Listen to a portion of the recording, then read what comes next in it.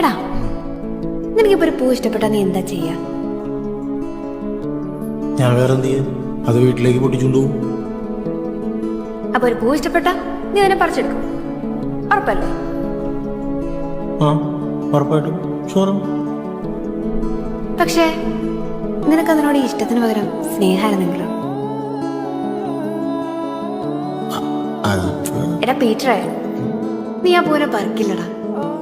പകരം നീ അതിനെ പരിപാലിക്കും. നീ അതിന് വെള്ളവും വളമൊക്കെ കൊടുത്ത് ഇങ്ങനെ പൊന്നു പോലെ നോക്കും. പീറ്ററേ, നീ ഒന്ന് ആലോചിച്ച് നോക്കിയേ. നീ ഒരുപാട് ഇഷ്ടം കൊണ്ട് പറിച്ചെടുത്ത ആ പൂവില്ലേ, അത് എത്ര കാലം നിന്റെ കൂടെ കാണും? ചിലപ്പോ ആദ്യമൊക്കെ നീ അതിന് ഭംഗി പോവാതെയൊക്കെ നോക്കും. പക്ഷെ കുറച്ചു കഴിഞ്ഞാൽ നീ എത്ര ശ്രമിച്ചാലും അതങ്ങ് ഉണങ്ങിപ്പോകും.